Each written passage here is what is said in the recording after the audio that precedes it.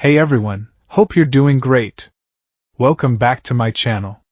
In today's video, we'll dive into what if Deku met his evil twin from another universe. Smash that subscribe button, and be sure to peek at the description below. Let's begin. The air in ground Omega tasted of manufactured dust and ozone.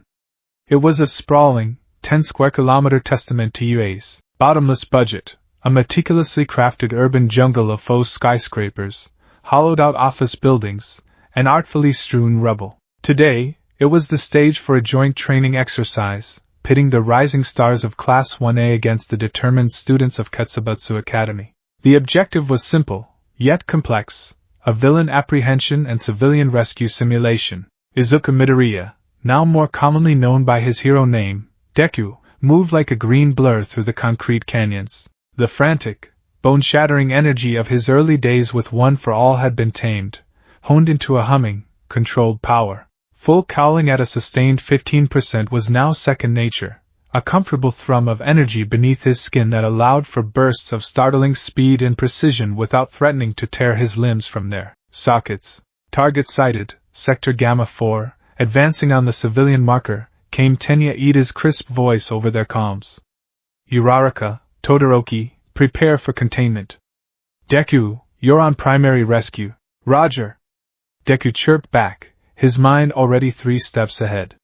He ricocheted off the side of a glass-paneled building, the green lightning of One for All crackling around his limbs. Below him, 2 Ketsubutsu students playing the role of villains were cornering a civilian, a terrified-looking robot with blinking red eyes. One was creating walls of a viscous, tar-like substance, while the other was launching concussive blasts of air. Analysis. The tar quirk is for area denial, forcing a direct and predictable approach. Deku's mind raced, a silent, efficient version of his old frantic mumbling. The concussion quirk is to punish that approach. They're funneling me. Good synergy. But they weren't accounting for his growth. Instead of charging headfirst, Deku leaped higher, arcing over the street. In midair, a tendril of black energy, thin as a whip, shot from his fingertip. It wasn't the wild, untamable force Black Whip had once been. This was a controlled, precise lash that wrapped around the lamppost on the far side of the street. Using it as a pivot, he swung in a wide, unpredictable arc, completely bypassing their prepared kill zone. He landed silently behind the tar user, a foot poised to strike. Villain secured. He called out, just as a wall of ice erupted from the end of the street, boxing the concussion user in. From the other side, Ochako Uraraka, floating gracefully, tapped the captured Ketsubutsu student with a smile. And that's 2, the robot civilian whirred and beeped its thanks.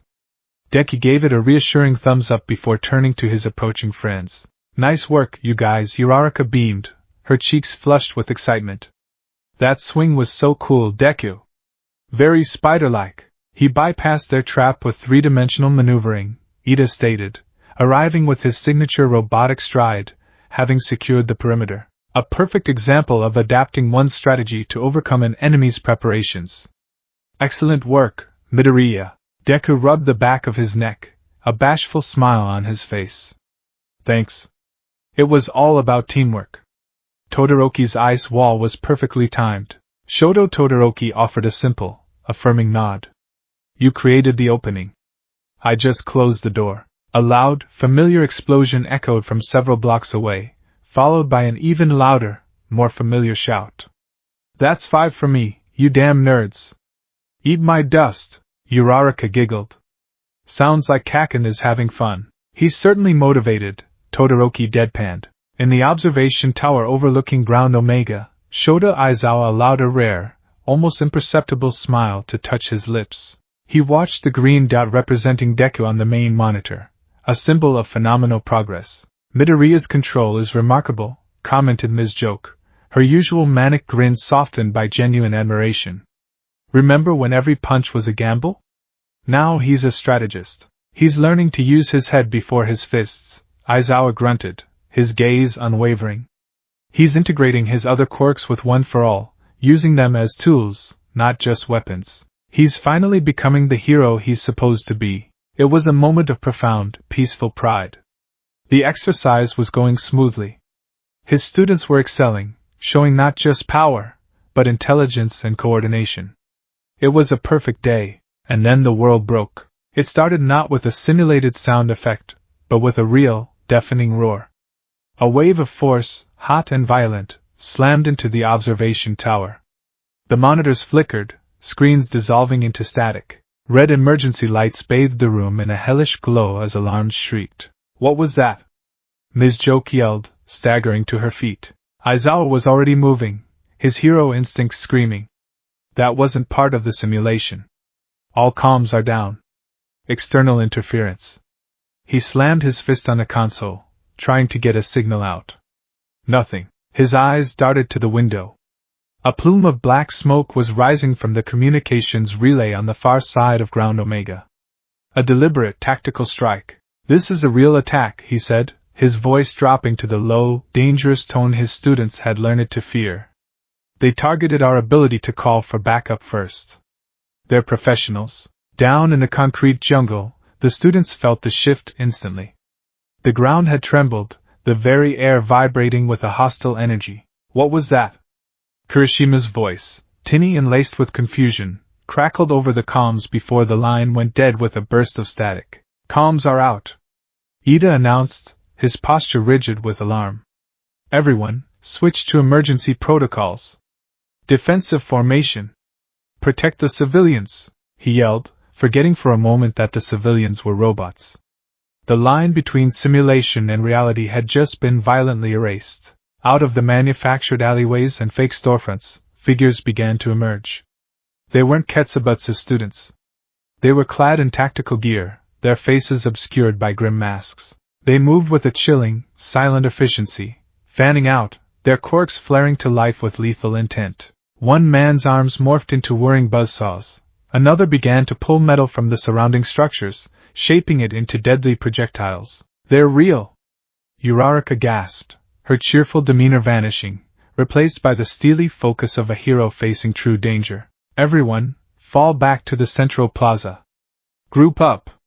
Deku commanded, his voice ringing with an authority born of countless life-or-death battles. The game was over. This was a fight for survival. The clash was immediate and brutal. Class 1A, forged in the fires of the USJ, the training camp, and the Shihao Saikai raid, responded with practiced valor. Kaminari unleashed waves of electricity, Zero taped up villains with his capture weapon, and Kirishima hardened his body, becoming a living shield for his classmates. But something was wrong. These villains were different. They didn't gloat or posture.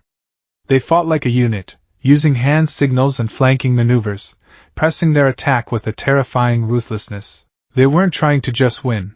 They were trying to dismantle the students with cold, tactical precision. In the midst of the chaos, a new threat emerged. From a pile of rubble near the central plaza, the debris began to churn and shift. Concrete, rebar, and twisted metal pulled together, rising into a monstrous, 20-foot-tall humanoid form.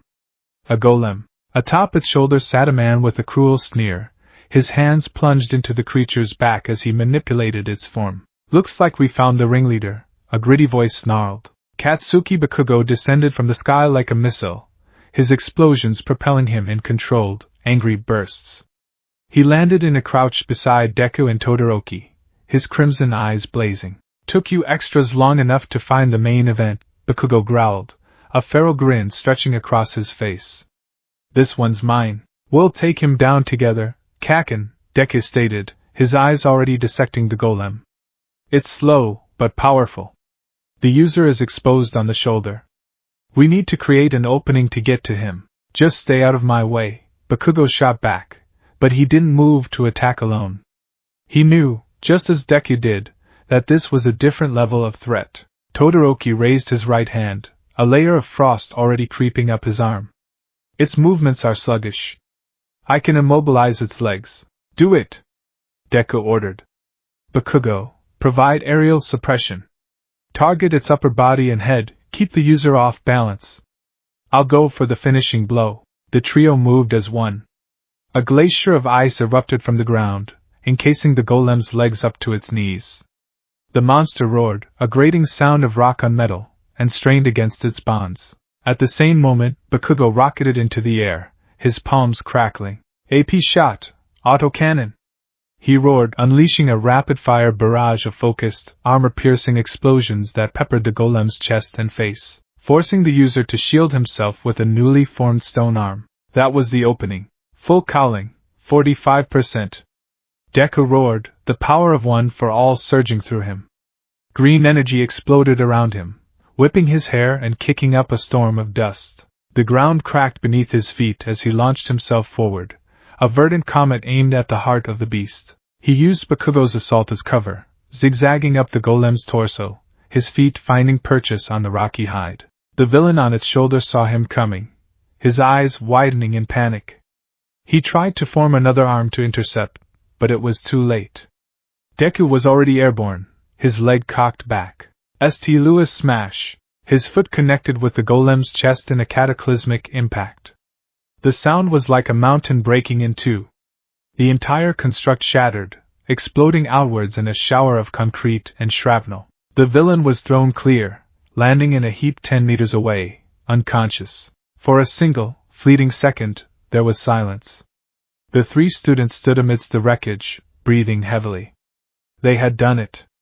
They had taken down the leader. That was when the air began to tear. It wasn't a sound at first, but a feeling. A deep, gut-wrenching wrongness. The temperature plummeted.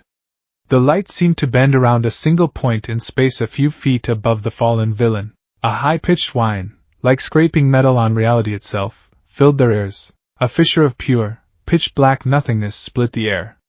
It wasn't a portal of dark energy, like Kurogiri's warp gates. This was a jagged, violent rip in the fabric of space, lined with crackling, sickly purple lightning. From the tear, a figure stepped out. He moved with an impossible, liquid grace. The first thing Deku registered was the energy. It was like one for all, a stockpiled, overwhelming power, but it felt diseased. Where OFA was a warm, vibrant sun, this was a cold, devouring black hole. It crackled around the figure not in hopeful green, but in a sinister, jagged violet and black. The figure landed silently, his back to them.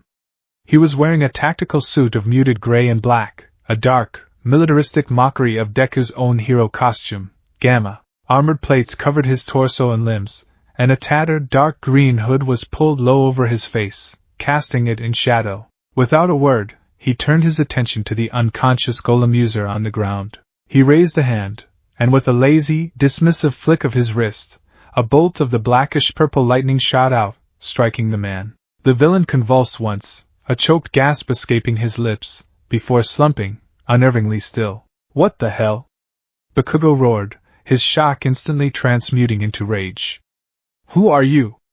Another damn villain? He didn't wait for an answer. With a cry of fury, Bakugo launched himself at the stranger, his hand already sparking. Die! The stranger didn't even flinch. Just as Bakugo's explosive right hook was about to connect, the figure vanished in a blink of distorted space and reappeared directly behind him. The crackle of purple energy was the only warning. He moved with a speed that mirrored Deku's own full cowling, but it was laced with a predatory efficiency that made Deku's blood run cold. A swift, brutal chop to the back of Bakugo's neck sent the explosive teen crumpling to the ground, unconscious before he even hit the pavement. Kaken! Deku screamed, a jolt of panic and fury overriding his confusion. Todoroki reacted instantly, his face a mask of grim focus. Heaven-piercing ice wall. A colossal mountain of ice erupted from the ground, surging towards the stranger to crush and entomb him. But the figure merely glanced at it, a flicker of what looked like amusement in his shadowed face. He raised a hand, and in a flash of purple, teleported straight through the mass of ice, appearing on the other side as if it were a mere inconvenience. He stood there, 15 feet away, his head slightly tilted. He was watching them. No, he was watching Deku. Your friend is loud, the stranger said. His voice. It was the most horrifying part of all. It was Deku's own voice, but stripped of all warmth, all hope, all kindness. It was a hollowed-out echo, laced with a fine edge of cruelty and a chilling, weary condescension. Who are you? Todoroki demanded, shifting into a combative stance, his left side beginning to steam. What do you want? The stranger ignored him completely. His focus was solely, unnervingly on Deku. He took a slow, deliberate step forward, and then another. The shadows clinging to him seemed to recede, as if surrendering to the ambient light, and for the first time, Deku saw his face. The world stopped. It was his face. His own face staring back at him. The same unruly shock of green hair, though perhaps a shade darker, more matted. The same spray of freckles across his cheeks. The same jawline, the same nose. It was him. It was a perfect, horrifying reflection. But the eyes, they were all wrong. Deku's eyes were wide, earnest, filled with a burning, sometimes overwhelming, well of emotion. These eyes were narrowed, ancient, and utterly empty of light. They held a cold, analytical intelligence, the predatory gaze of a wolf that has long since stopped playing with its food, and beneath that coldness was a vast, terrifying ocean of pain and rage, banked but ever present. A cruel, knowing smirk played on his lips, a twisted mockery of Deku's own hesitant smile. Deku's mind, his greatest analytical asset, went into overdrive, desperately trying to find a logical explanation. A shapeshifter? Toga? No, she needs blood, and the power feels too real. A cloning quirk? It's possible, but this feels different. Older. He feels broken, his breath hitched in his throat. His limbs, which moments ago had been coursing with the power of titans, were now frozen, locked in place by a primal, soul-deep terror. He could feel the vestiges of one for all stirring within him, not with aggression, but with a profound sense of confusion and alarm, as if they were looking at a ghost. The stranger, this impossible mirror image, took another step forward. He looked from Deku's frozen form to the unconscious Bakugo, then to the wary Todoroki. He took in the surrounding chaos, the distant sounds of fighting, the rising smoke. His smirk widened, a gash of cruel amusement in a face that should have been kind. He finally brought his cold, dead eyes back to lock with Deku's wide, terrified ones. The silence stretched for an eternity, thick and suffocating. Then he spoke, his voice a chilling whisper that cut through the noise of battle and straight into Deku's soul. So this is the other me. He paused, his gaze sweeping over Deku's hero costume, the determined set of his jaw, the light of hope that still, stubbornly, burned in his eyes. The smirk twisted into a sneer of profound, pitying contempt. The one who got lucky. And in that moment, Izuku Midoriya's world, his understanding of himself, of his journey, of his very existence, did not just crack. It shattered into a million irreparable pieces. Time, for Izuku Midoriya, had ceased to flow. It had shattered into a crystalline stillness around the two words that echoed in the space where his thoughts should be, the one. The words hung in the air, heavier than any physical weight, more chilling than any winter gale. His mind, a relentless engine of analysis and strategy, had sputtered and died. All it could do was replay the image before him, his own face, inhabited by a demon.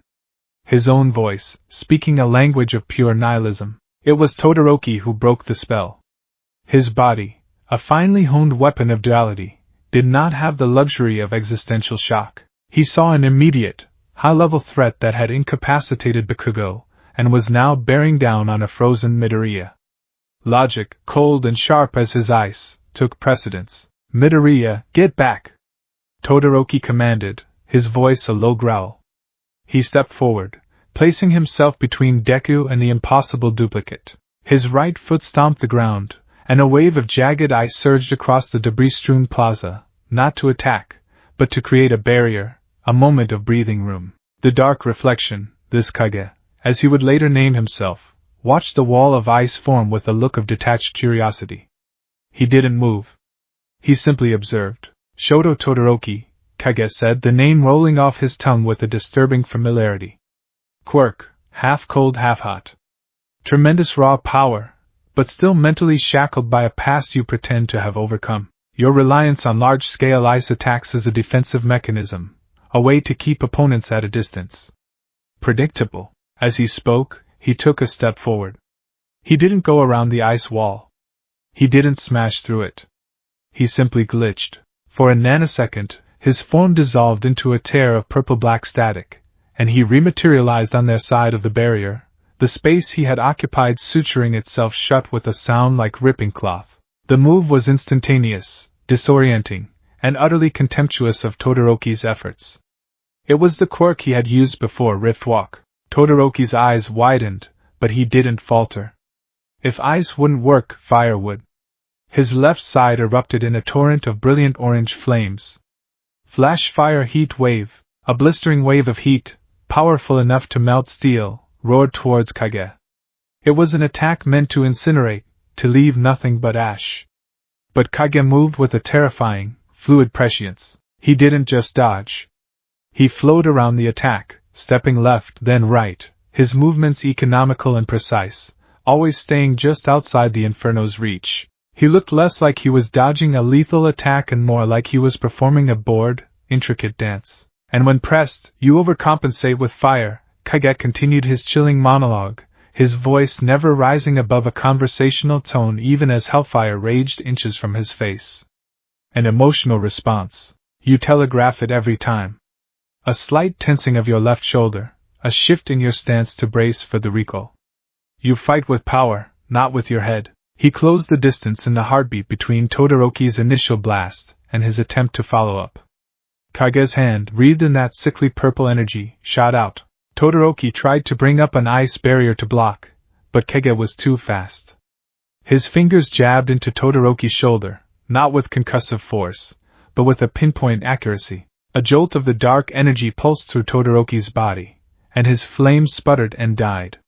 His left side went numb, a pins and needles sensation stealing his control. You have a god-to quirk, Kage whispered, his face inches from Todoroki's, his dead eyes boring into him. And you wield it like a clumsy child. He shoved Todoroki back, sending the powerful student stumbling, clutching his unresponsive left arm in shock and disbelief. It was this act, the effortless neutralization of Todoroki, that finally shattered Deku's paralysis. A primal scream of rage and fear tore from his throat. Get away from him, One for All answered his call. Green lightning, vibrant and alive, exploded around him.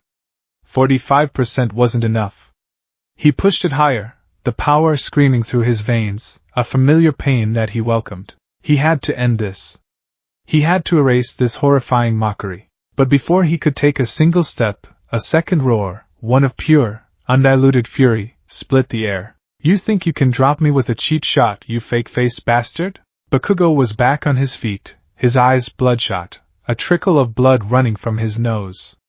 His entire body was trembling with an incandescent rage. The chop to his neck had been potent, but his sheer, stubborn refusal to be sidelined had burned through the stun. He saw Todoroki get pushed back, he saw Deku coiled to spring, and he saw the imposter standing there, looking smug. It was more than he could stand.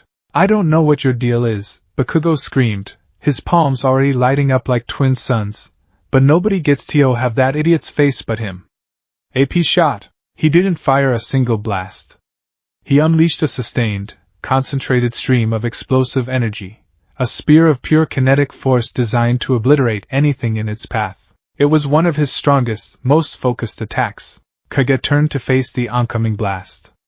He didn't try to rift walk away. He didn't try to dodge. He simply stood there and raised his left hand, his palm open. The sneer on his face was gone, replaced by an expression of intense, predatory focus. And then there's Katsuki Bakugo, Kage said, his voice calm amidst the thunderous roar of the explosion. All power. All rage. A straight line. The simplest problem to solve. The AP shot slammed into his open palm. There was no explosion. The world seemed to fall silent. The concussive force, the light, the sound, it all just vanished, sucked into Kage's hand as if it were a singularity. The black-purple lightning around his arm flared violently, coiling and twisting as it absorbed the massive influx of kinetic energy. Bakugo's eyes bulged in his skull, his brain unable to comprehend what he was seeing. His ultimate attack, his trump card, had just been caught. What did you do? Bakugo stammered, his rage momentarily eclipsed by sheer, horrified disbelief. Kage's lips curled back into that cruel smirk. Thank you for the donation. He flexed his fingers, and the stored energy crackled audibly. This was his third quirk, kinetic reversal. Allow me to return it. With a flick of his wrist, he unleashed the stored energy. It wasn't an explosion. It was a solid, invisible cannonball of pure force, Bakugo's own power, refined and redirected. It moved faster than the eye could follow. The blast hit Bakugo square in the chest. There was no fire, just a sickening crump of impact. The air was driven from his lungs in a single, silent gasp. His body was flung backwards like a ragdoll, skipping off the pavement once before skidding to a halt in a crumpled, unmoving heap nearly 20 meters away. This time, he wasn't getting up. Kaken! Deku's scream was raw, primal. The sight of his friend, his rival, taken down so brutally with his own power, was the final catalyst. Thought returned. Analysis returned. But it was all colored by a burning, desperate fury. He has at least 3 quirks. Short-range teleportation. Some kind of power disruption or nerve attack. And a quirk that can absorb and redirect kinetic energy. The thoughts came fast and sharp. He's using my analytical ability, but for cruelty. He's not just fighting, he's dissecting them, demoralizing them. But he hasn't hurt me yet. He's saving me. He wants to prove something. Finally, Kage said, turning his full attention back to Deku. The purple energy of his core quirk, his despair engine, swirled around him, more potent now. It seemed to feed on the shock, the fear, the pain he was inflicting. The main event. Show me, Izuku Midoriya. Show me what all this hope and friendship has earned you. Deku didn't answer with words. He answered with action. Pushing his power to a staggering 50%, a threshold that still sent lances of pain through his bones, he shot forward. He didn't charge in a straight line. He activated Black Whip, sending 3 tendrils of dark energy lashing out, not at Kage, but at the surrounding wreckage. He used them to pivot, to change his trajectory mid-air, to become an unpredictable, ricocheting bullet of green light. Manchester Smash! He roared, dropping from above in a devastating axe kick. Kage watched him come, his expression unreadable. At the last possible second, he rift-walked. Deku's foot slammed into the pavement where Kage had been standing, pulverizing the concrete and sending a shockwave through the ground. Deku landed, spinning around, his senses on high alert. Where is he? A flicker of purple to his left. Kage appeared, his fist already cocked back. Deku reacted on pure instinct, throwing up his arm to block. The blow was powerful, but what struck Deku was the feeling behind it. It was his own fighting style, his shoot style, but twisted. Where Deku used his legs to minimize strain on his arms, Kage used his entire body as a seamless weapon. Where Deku struck to incapacitate, Kage struck to cripple, aiming for joints, nerve clusters, weak points in his stance. Their battle became a terrifying mirror dance. Deku threw a punch, Kage flowed around it, his movements a dark echo of Deku's own. Deku unleashed a Delaware Smash. Kage used a short-range rift walk to appear inside his guard, forcing Deku to abort the attack to defend himself. You're hesitant, Kage grunted, landing a sharp kick to Deku's ribs that sent him staggering back, gasping for air. You hold back. You're afraid of your own power. You're still that same pathetic, quirkless weakling, just wearing a borrowed coat. Shut up! Deku yelled, launching himself forward again. He feinted with a kick and then snapped out a black whip tendril, trying to ensnare Kage's leg. The tendril wrapped around Kage's ankle, and for a moment, Deku felt a surge of triumph. But Kage didn't struggle. He simply glanced down at the black energy. This one, Kage mused, a strange look on his face. This one feels familiar. But mine is so much stronger. A torrent of the black-purple energy from his despair engine flooded down his leg, pouring into the black whip tendril. Deku felt it instantly. It was like a virus, a poison. Kage's energy was corrupting his own, feeding on it. The healthy dark energy of black whip sputtered, turning a sickly violet at the point of contact. The corruption raced up the whip towards Deku himself, and he was forced to retract it with a cry of pain, as if he had touched a live wire. My power feeds on this, Kage said, gesturing to the chaos around them. To the distant screams, the fear of the other students, the despair of the defeated heroes in training. It feeds on your fear, your anger. The more you struggle, the more you hope, the stronger I get when I snuff it out. It's called the despair engine. A much more honest name than One for All, don't you think? He was right. Deku could feel it.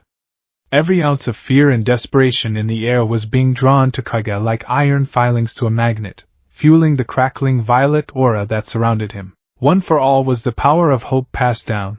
This was its perfect, cancerous antithesis. But Deku was not broken yet. He was the successor to All Might. He was the ninth wielder. He would not give up. You're wrong, Deku gritted out, his body screaming in protest as he pushed his power even further. My power comes from everyone who believed in me. It's the strength of their hope. He gathered all the power he could muster into his right leg. The green lightning of One for All became a blinding corona. This had to be it. One final, decisive blow. He saw an opening, a flicker of a moment where Kage's stance was slightly overcommitted. Wyoming smash! He unleashed the kick, a massive, arcing wave of pressurized air and pure power. It was his fastest, strongest attack yet. Kage saw it coming. The smirk was back. There it is. The one big, hopeful, all-or-nothing move. The symbol of peace special. He didn't dodge. He didn't absorb it. He met it. He mirrored Deku's own kick, his leg glowing with the terrifying, concentrated power of his despair engine. Black and purple lightning coalesced into a boot of pure, negative energy. Detroit smash! Kage snarled, the name a venomous insult on his lips. Green met purple. Hope met despair. For a split second, the two forces battled for dominance. The air screamed as reality itself seemed to warp around the point of impact. Deku felt the raw, unadulterated strength of Kage's quirk, and it was immense. But it was the texture of the power that broke him. It wasn't just force. It was a psychic assault. It was cold, it was bitter, and it whispered of failure. It showed him flashes of 1,000 moments of doubt, the doctor's diagnosis, Kaken's sneering face, the sludge villain's suffocating grip, the moment on the rooftop with All Might before he'd offered him the quirk. Kage's power didn't just push against One for All. It feasted on the cracks in Deku's spirit, and it won. The purple energy overwhelmed the green, shattering Deku's attack like glass. Kage's foot smashed through Deku's guard and slammed into his chest. The impact wasn't just physical. It was spiritual. Deku felt the hope in his heart flicker and die, doused by an avalanche of cold, hard despair. His connection to One for All stuttered, the comforting warmth vanishing, replaced by an icy void. The green lightning around his body evaporated. His body, suddenly deprived of its superhuman reinforcement, went limp. He was flung backwards, the world spinning in a nauseating blur of gray and black. He landed hard, the impact jarring every bone in his body, and lay there, gasping, the taste of blood and ozone in his mouth. He was defeated. Utterly, completely defeated. Kage landed silently, the violet aura around him pulsing like a triumphant, malignant heart. He walked slowly, deliberately, towards Deku's prone form, his footsteps the only sound in the sudden silence. He stood over him, a dark mirror casting a long, oppressive shadow. Deku looked up, his vision swimming. He expected the finishing blow. A stomp. A blast of energy. The end. But it didn't come. Kage simply stood there, looking down at him with an expression that was no longer just cruel. It was something far worse, pity. A deep, profound, condescending pity. Look at you, Kage said softly, his voice devoid of its earlier aggression, now just filled with a chilling, philosophical weariness. Battered. Broken. Reaching for a power that has abandoned you. And for what? For a lie. He crouched down, bringing his face level with Deku's. You still don't get it, do you? I'm not here to kill you. Killing you would be a mercy. I'm here to save you. To teach you. He gestured vaguely at the distant sounds of fighting, at the unconscious forms of Bakugo and Todoroki. This world you're fighting for? This ideal of saving everyone? It's a childish fantasy, a comforting lie whispered to the weak to keep them from facing the truth. And the truth, Izuku Midoriya, is that the universe is a cold, empty place that does not care. There are no heroes. There is only power, and the will to use it. His dead eyes seemed to look right through Deku, into a past that was both of theirs and yet entirely different. We were the same, you and I, small. Powerless. weeping in alleys after being beaten for daring to have a dream. We stood on a rooftop and were told our dream was impossible. We both looked into the abyss. His voice grew colder, harder. But the abyss looked back at me, and it offered me a deal. It didn't offer me a borrowed power wrapped in false hope and suffocating legacies. It offered me the truth, that strength is the only thing that matters. Strength to take what you want. Strength to burn down the things you hate. Strength to carve your own meaning out of a meaningless world. The difference between you and me, he concluded, his voice a razor's edge, is that I grew up. I accepted the truth.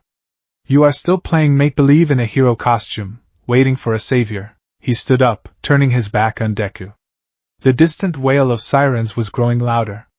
The pro-heroes, Aizawa, All Might, they were coming. Kage glanced up at the sky. They told me you were a symbol. That you were the pillar of this world's hope. A pillar is only useful for the beautiful chaos it creates when it collapses. He raised a hand, and a massive sphere of the despair engine's dark energy began to form above him. It wasn't aimed at Deku. It was aimed at the half-destroyed communications tower a kilometer away. Let this be my first lesson to you, Kage announced, his voice now booming with power.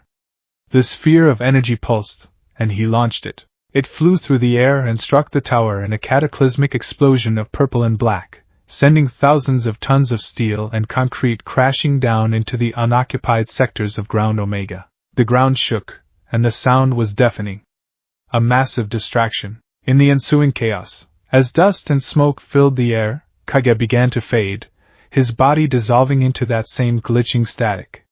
He had created his escape window. His final words echoed in the dust-choked air, a promise that sank into Deku's very soul, far more painful than any physical blow. I'm going to show you the truth, Izuku Midoriya. I'm going to burn this world of lies down, starting with your precious, fragile hope.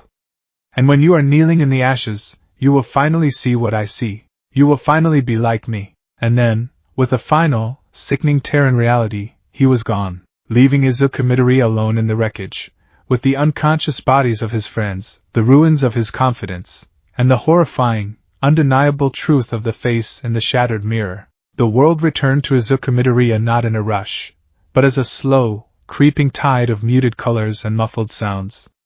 The first thing he registered was the sterile, antiseptic smell of Recovery Girl's infirmary. The second was the rhythmic, maddeningly steady beep of a heart monitor. It wasn't his own. His was a frantic, irregular flutter in his chest, a wounded bird beating against the cage of his ribs. He pushed himself up, his muscles screaming in protest.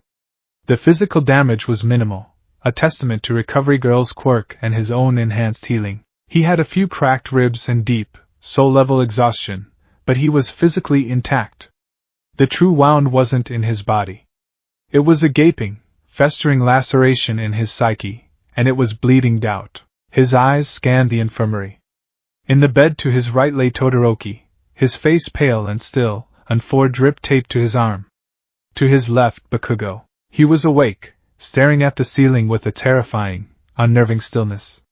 His usual explosive aura was gone, replaced by a tight, compressed silence that felt far more dangerous. His crimson eyes were fixed on some point in the middle distance, replaying the moment his ultimate attack had been swallowed and turned against him.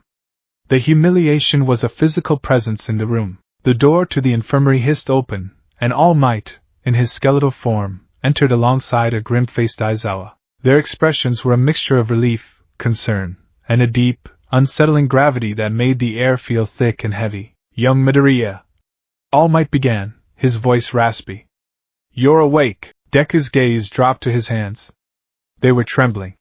He clenched them into fists, trying to stop the shaking, but it was no use. The tremors were coming from somewhere deep inside him. He's gone, Deku whispered, the words tasting like ash. He just vanished. Aizawa's eyes, red-rimmed from quirk overuse as he had swept the grounds for any remaining threats, softened almost imperceptibly. We know. We have every available sensor and hero scouring the city, but it's like he ceased to exist. The energy signature he left behind is unlike anything we have on record. It decays almost instantly. The room fell into a heavy silence, broken only by the beeping monitors. This was the debriefing. The part where they pieced together the facts, formed a strategy. But how could you form a strategy against your own reflection? Principal Niza has called an emergency staff meeting. Aizawa continued, his tone all business, a defense against the sheer absurdity of the situation. We've reviewed the security footage. All of it, from every angle. He paused, taking a deep breath. There's no other way to say this, Midoriya. The attacker, he's genetically identical to you. Even though Deku had seen it with his own eyes, hearing it stated as a clinical, verified fact sent a fresh wave of nausea through him. It wasn't a trick. It wasn't a shapeshifter. It was real. All Might placed a frail, bony hand on Deku's shoulder.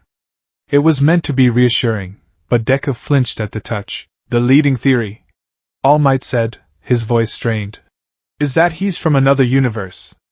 A parallel reality. The concept was so outlandish, so far beyond the scope of anything they had ever faced, that it should have been laughable.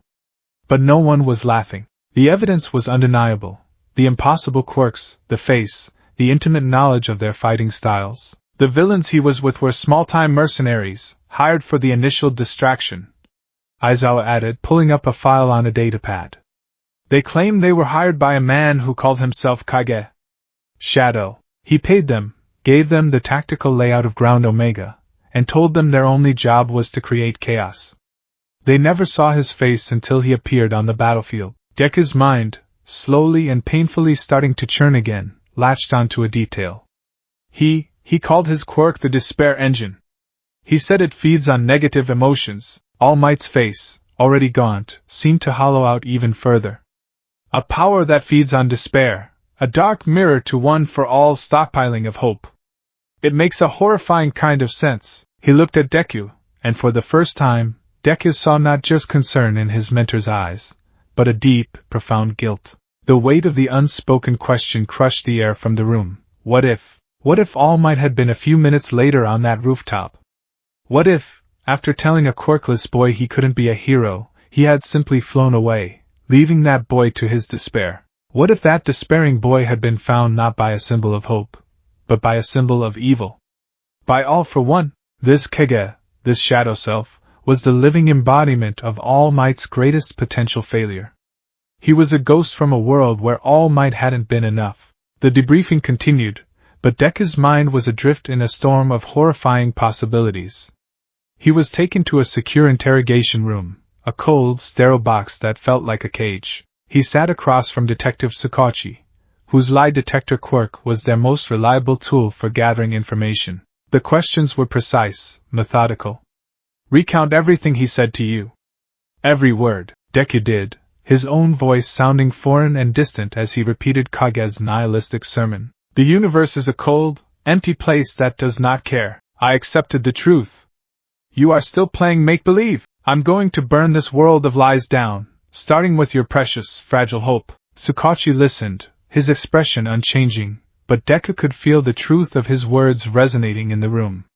He wasn't lying. This was what had happened. With every phrase he repeated, the reality of Kage became more concrete, more undeniable. The weight on his chest grew heavier. He knew about my past, Deku said, his voice cracking. The bullying. The rooftop. He knew everything. True, Sukachi confirmed, his quirk passively verifying the statement. He made a note. This suggests his past mirrors your own up to a critical branching point. The point where you met All Might. Deku looked down at his hands again. His hands, which had saved so many people, which wielded the power of generations of heroes. And now, they were the hands of a monster. He saw flashes of Kage's movements. The brutal chop to Bakugo's neck, the contemptuous shove that sent Todoroki reeling, the final, soul-crushing kick that had shattered his own attack. It was his body, his movements, twisted into a ballet of cruelty. He was the villain. He was the monster. The only difference was a single, chance encounter. A lottery ticket he had won. The one who got lucky. He whispered, the words tasting like poison. True.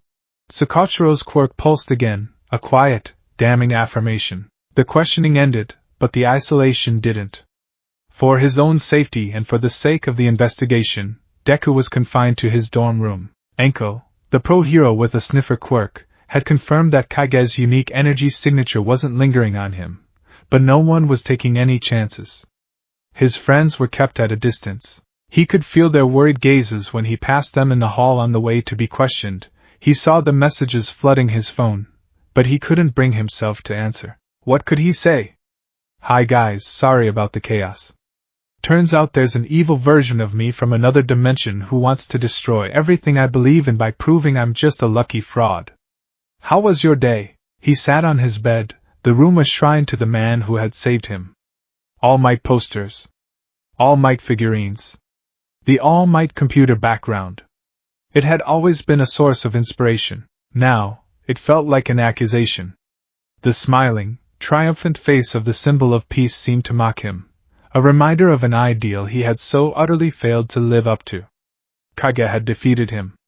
Effortlessly, he had dismantled his friends, his power, and his spirit with cold, analytical precision. The precision that was supposed to be his strength. He was nothing but a pale imitation of All Might, and Kage was his dark, authentic self. The self born from truth, not luck. The thought was a venomous serpent, coiling in his gut. A soft knock on the door startled him. He didn't answer. The knock came again, more insistent this time. "Young Midoriya? It's me. Please. Let me in," All Might's voice. Deku couldn't refuse him. He dragged himself to the door and opened it. Tashinori Yagi stood there, looking older and more fragile than Deku had ever seen him. He held a tray with 2 mugs of steaming tea, a simple, human gesture that felt monumental in its significance. He walked in, setting the tray down on Deku's desk. "I know Niza ordered you to be isolated," Tashinori said, not looking at him. "But I told him that as your mentor, I was exercising my discretion. Some things are more important than protocols." He sat down on the edge of the bed, his back to the wall of All Might merchandise.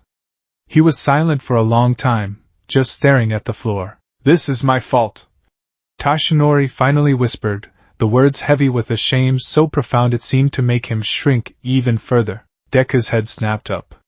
"What? No! All Might, you can't possibly, can't I?" Tashinori's voice was raw. He finally looked at Deku, and the guilt in his eyes was a chasm. "In his world I failed. I met a boy, desperate for hope, and I gave him none. I crushed his dream and I walked away. And because of that, a monster was born. A monster who wears your face.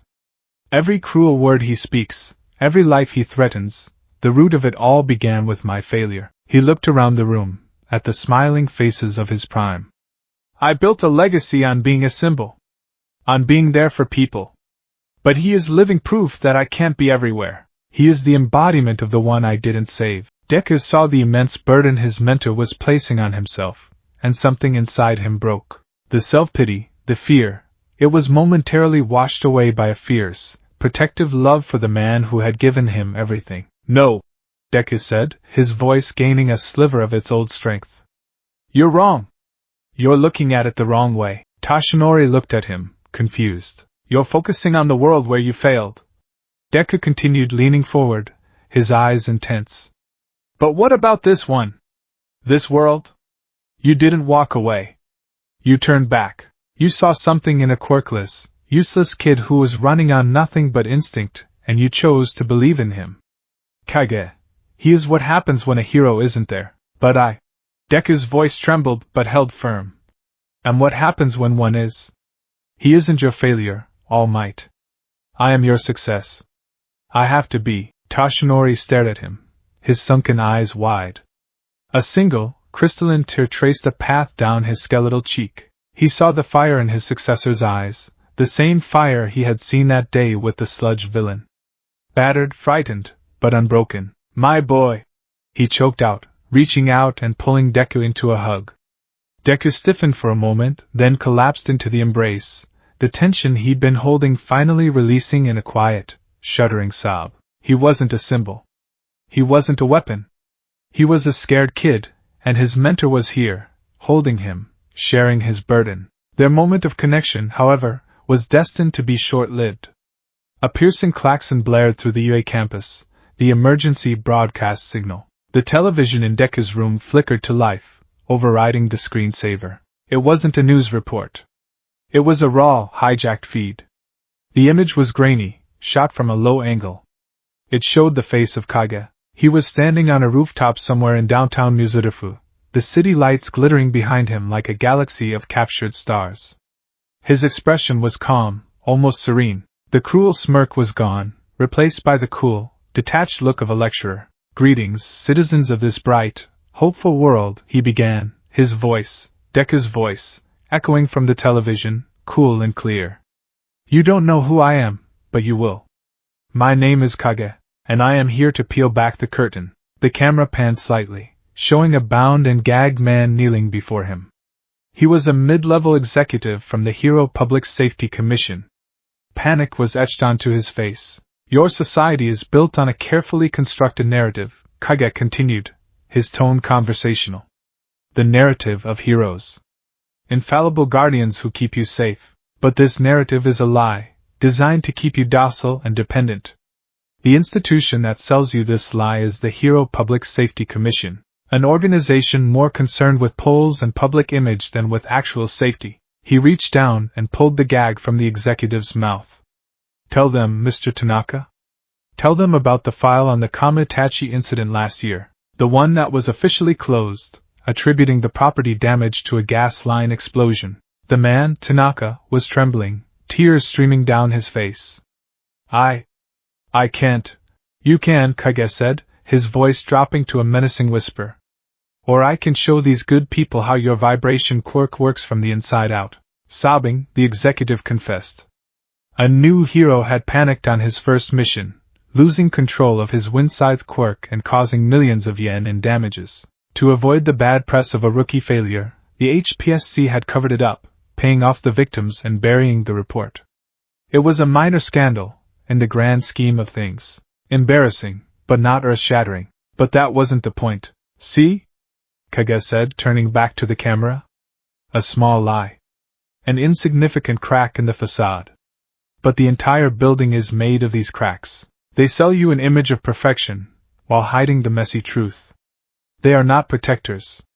They are brand managers." He looked directly into the camera, and Deku felt as if Kage was staring right at him, right through the television screen. "This is the world your symbol of hope, Deku, is fighting to protect. A fragile house of cards built on secrets and lies." The feed shifted, now showing a live map of the city. 3 locations were highlighted in a pulsing, angry red. "In 10 minutes," Kage announced, 3 separate crises will occur. A bomb in the sublevel of the Muzurifu Central Hospital, a high-speed chemical truck, its driver incapacitated, and its brakes severed, barreling towards the central market. And a coordinated villain attack on a shelter for victims of previous villain incidents. He smiled that cold, dead smile again. It was a smile that promised pain. "I could stop them, of course. But that's not my job. That's a hero's job. This is a test for my other self. The real hero. He preaches the mantra of saving everyone. A noble, but impossible ideal. Now he gets to choose. Which group of innocents will you save, Izuku Midoriya? And which will you sacrifice on the altar of your flawed ideology?" His face filled the screen one last time, his eyes burning with a fanatical, nihilistic light. "The clock is ticking, hero. Show this world the price of your hope." The broadcast cut out, replaced by a blaring emergency alert from the news stations, confirming the threats. The city was in a panic, and Izuku Midoriya, sitting in his dorm room next to the greatest hero the world had ever known, felt the weight of an impossible choice settle upon his shoulders. It was a weight designed for one purpose: to crush him. To prove, once and for all, that Kage was right. The hijacked broadcast ended, but the silence it left behind was louder than any alarm. In Deku's dorm room, the cheery face of a news anchor had replaced Kage's, her expression a mask of strained professionalism as she confirmed the unfolding nightmare. A map of Muzurifu dominated the screen, 3 pulsing red icons representing 3 different paths to devastation. A hospital. A marketplace. A shelter. A choice. The weight of it was a physical force, pressing down on Deku, stealing the air from his lungs. It was an insidious, perfectly crafted trap. Kage hadn't just created a crisis, He had weaponized Deku's own core principle against him.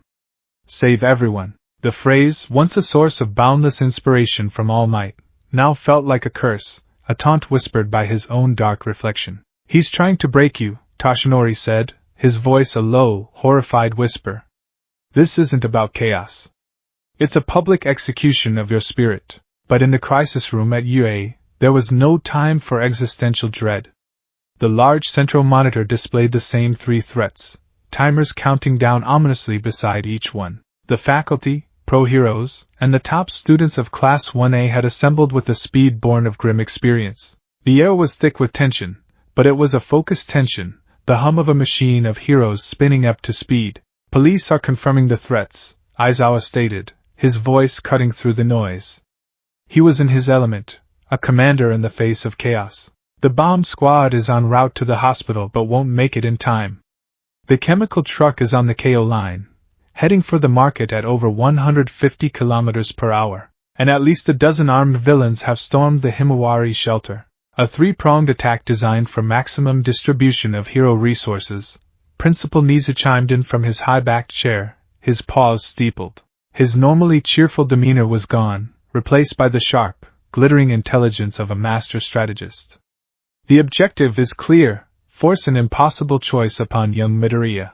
Kage wants to create a no-win scenario to broadcast his ideological victory. Then we don't let him. A voice, sharp and clear, cut through the room. All eyes turned to Momo Yaoyorozu. She stood tall, her usual trace of self-doubt completely absent, replaced by a formidable, unwavering resolve. At her side, Tenya Ida stood ramrod straight, his hands clenched into fists.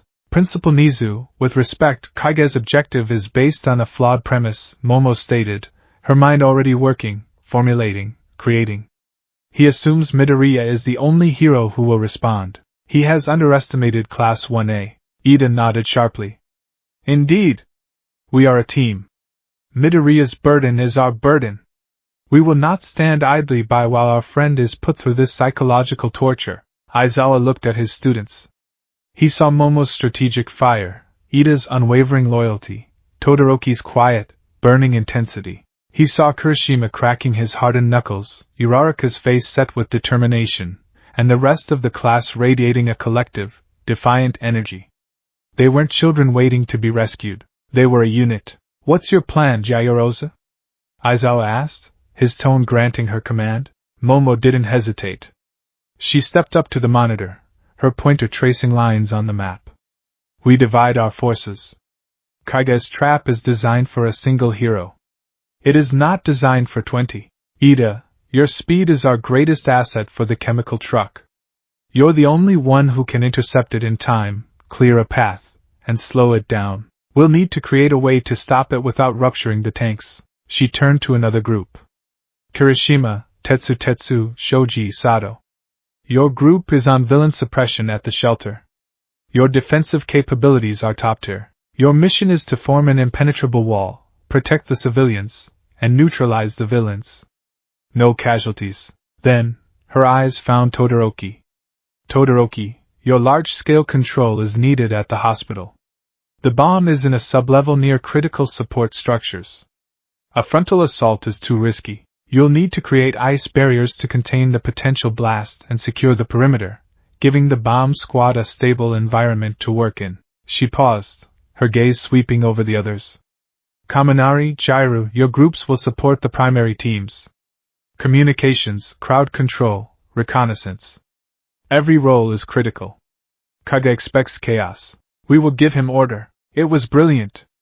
A comprehensive, decentralized strategy that addressed all 3 threats simultaneously. It was a plan that said, you target one of us, you get all of us. But one piece was missing. Deku.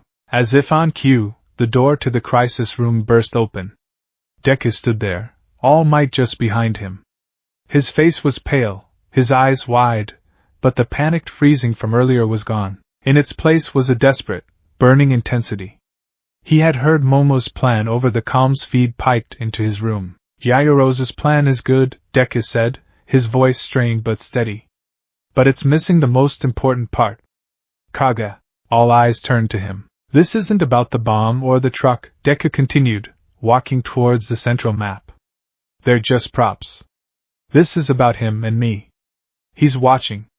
I know he is. He'll be somewhere he can see the results of his experiment. He'll be close to one of the locations, feeding on the fear, waiting for me to fail. Nisa's whiskers twitched. You believe you can pinpoint his location? No, Deku admitted.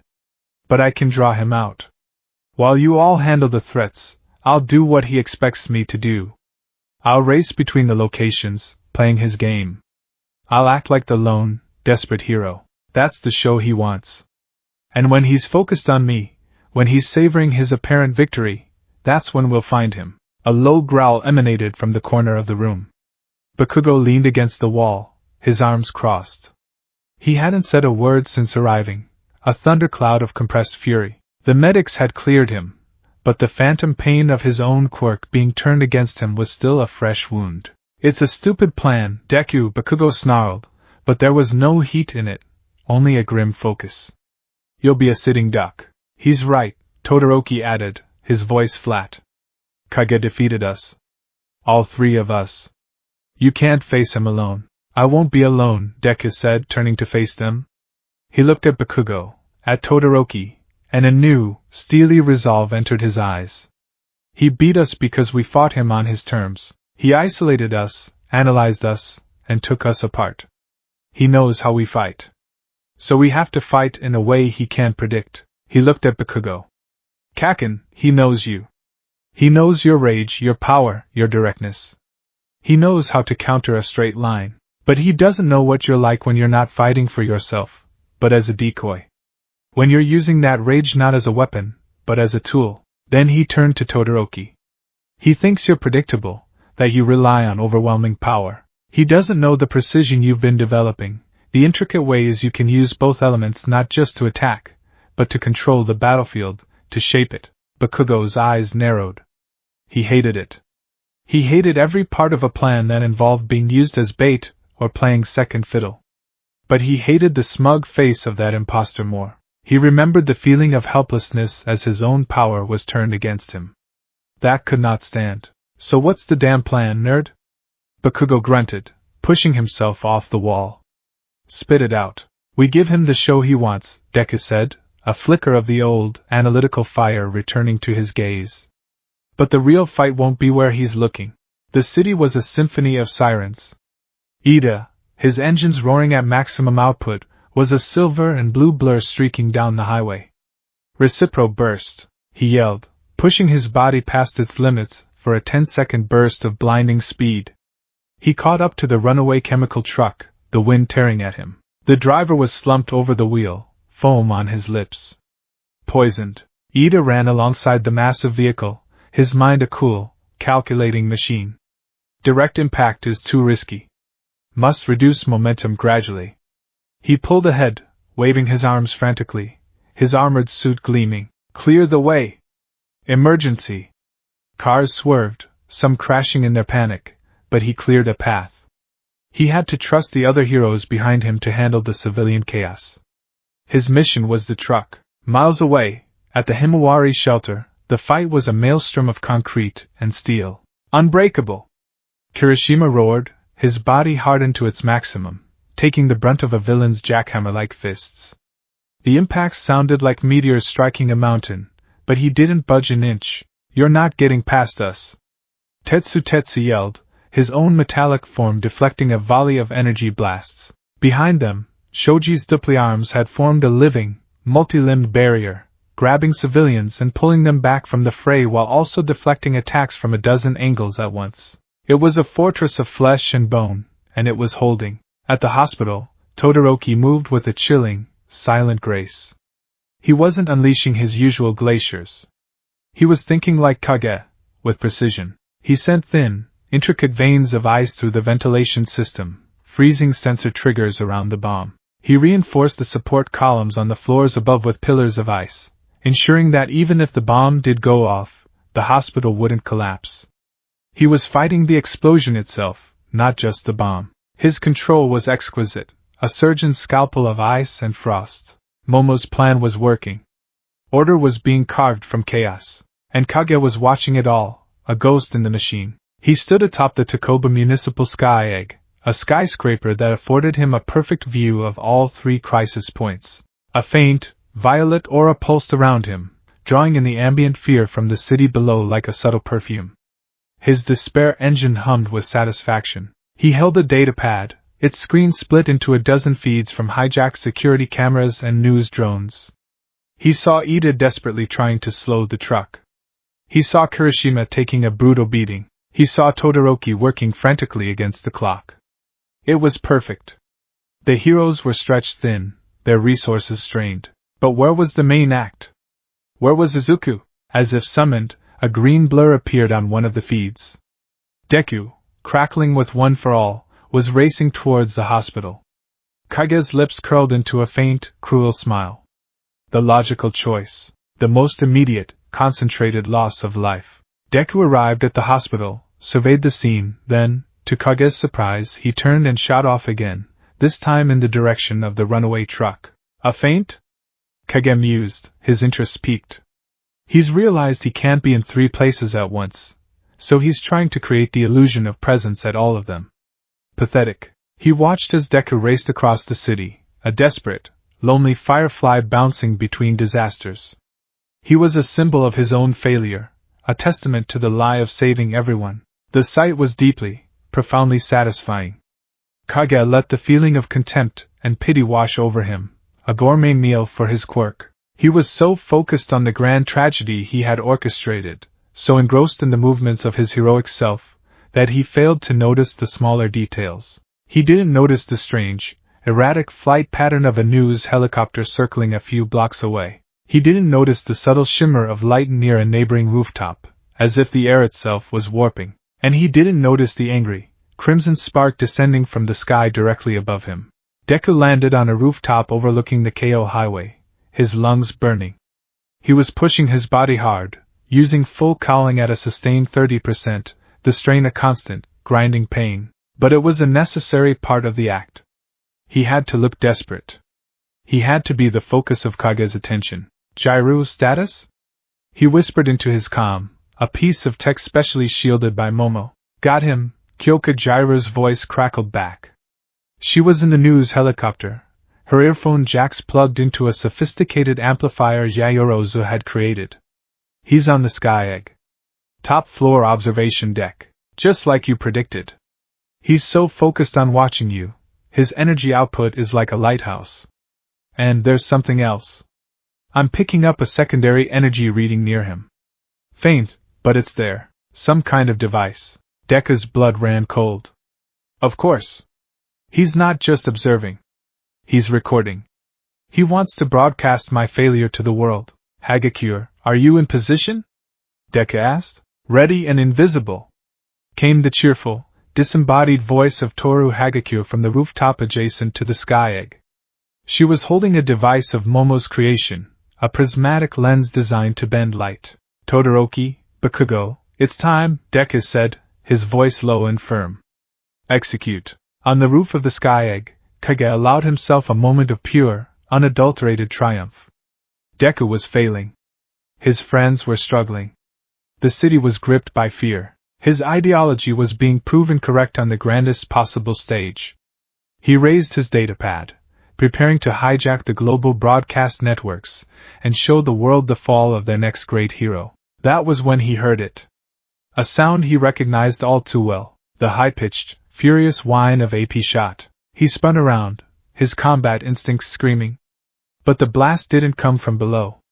It came from above. Bakugo was plummeting from the sky, his explosions not for propulsion, but for attack, unleashing a furious barrage. Kage sneered. Predictable. He prepared to rift walk, to simply appear behind Bakugo and end it. But as he tried to activate his quirk, something went wrong. The air around him felt thick, heavy. A strange, oppressive heat bloomed from the rooftop below him.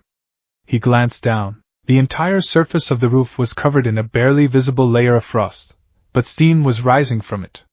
Todoroki wasn't just using ice or fire, he was using both simultaneously, creating a field of rapidly fluctuating temperatures. The constant, violent shift between extreme cold and extreme heat was playing havoc with the atmosphere, creating a pocket of spatial distortion. It wasn't enough to stop his rift walk, but it made it sluggish, unpredictable. It was a delay of less than half a second. But it was all Bakugo needed. The AP shots weren't aimed at Kage. They were aimed at the broadcasting equipment he had set up. The console exploded in a shower of sparks and shattered metal. "You're not putting this on TV, you damn copycat!" Bakugo roared, landing on the roof in a crouch, his palms smoking. Kage's eyes narrowed in genuine surprise, quickly replaced by fury. His art had been spoiled. "You think this changes anything? It means we're not playing your game anymore," said a calm voice. Todoroki stepped out from behind a service structure, his left side wreathed in flame, his right shimmering with frost. "We're playing ours," Kage assessed the situation. 2 opponents. One he had already defeated, the other a brutish simpleton. But they were working together, and they had managed to surprise him. The temperature field was an annoyance, but manageable. He could still. A brilliant, blinding flash of light erupted from the adjacent rooftop. It was sunlight, captured and focused by Hagakure's lens, aimed directly into Kage's eyes. He cried out, more in anger than pain, momentarily blinded. He had been so focused on Deku, the grand prize, that he had fallen for a classic, textbook pincer movement. He had analyzed their individual strengths, but he had failed to properly account for their synergy. "You're learning," Kage snarled, his vision swimming with starbursts. He forced his eyes open, the despair engine flaring with rage, ready to obliterate them both, but they weren't there. In the moment he was blinded, Bakugo and Todoroki had moved. They weren't pressing the attack. They were flanking him, hurting him, forcing him towards the edge of the roof. "What is this?" Kage growled, rift-walking a short distance to regain his bearings, the spatial distortion making the jump feel like wading through mud. "You wanted a show, right?" Bakugo yelled, a feral, triumphant grin spreading across his face. "The main event's here." Kage followed his gaze. A green comet was ascending the side of the building. Deku. He was using a combination of full cowling and black whip to scale the skyscraper at an impossible speed. He wasn't running between crises. He had been coming here the whole time. The entire citywide chase had been a grand feint, a sleight of hand to mask his true destination. Kage felt a flicker of something he hadn't felt in a very long time. He had been outthought. He looked at his opponents. Bakugo, crackling with explosive energy, a living embodiment of aggressive offense. Todoroki, a master of area control, his powers shaping the very environment of the battlefield. And Deku, the powerhouse, closing in for the final blow. They weren't fighting as 3 individuals. They were a cohesive unit. A spear, with Todoroki as the haft, Bakugo as the sharpened edge, and Deku as the unstoppable tip. Kage threw back his head and laughed. It was a cold, sharp, ugly sound. "Yes," he hissed, the violet aura around him exploding outwards with newfound intensity. "Yes. This is more like it. Forget the ideology, forget the lesson. You've finally shown me something interesting." He abandoned all pretense of teaching, of psychological warfare. His eyes burned with a pure, murderous light. The hunt was over. The real battle was about to begin.